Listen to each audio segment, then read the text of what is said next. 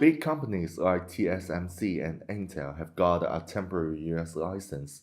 What type of companies do you see BIS accepting? What is the standard? There's kind of an official mindset and an unofficial that I'll talk about. So, the official mindset, there's an actual licensing policy. The U.S. government has said that it will continue to review applications for licenses associated with these new controls on a case-by-case basis.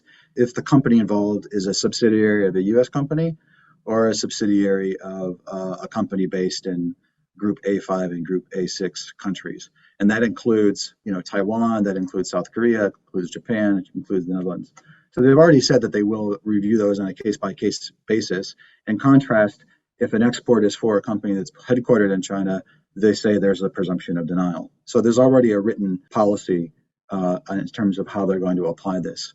But the U.S. has also said, and this is just one line in the regulations, that it's also going to take into consideration the level of technology that will be sent to these companies, and then also whether they have mature trade compliance systems. So that level of technology is really important because even today, the United States government is issuing licenses, for example, to send certain kinds of products to Huawei, even though Huawei is on the entity list, even though it's subject to this entity list foreign direct product rule. There are companies that are getting large licenses to ship items to Huawei even today.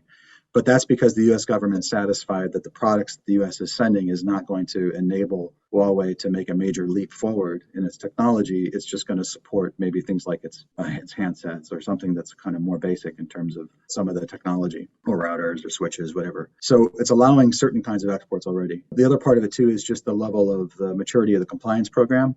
So the U.S. government has to be convinced that if you send a product or technology on how to manufacture something to a subsidiary in China, that it won't be diverted. So do you have the controls in place to make sure that it won't be stolen, right? Or there won't be employees at that company that will take it and give it to somebody else. There's sort of the unofficial part of this is that these very sophisticated companies like TSMC, Intel, they already have very mature compliance programs because they've been thinking about these issues for a long time. And they're very concerned about losing their own intellectual property.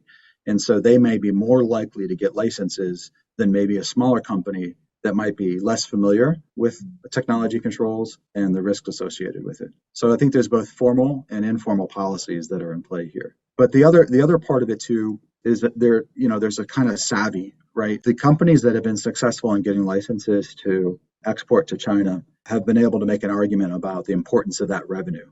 If they can make a linkage, for example, between their ability to continue doing research and development in the United States is dependent upon revenue that from sales of certain items in other countries, including China, then the U.S. government can see that still in the U.S. government's strategic interest, right? Because it doesn't want to shut down the ability of U.S. and allied country companies to continue to research and develop and innovate.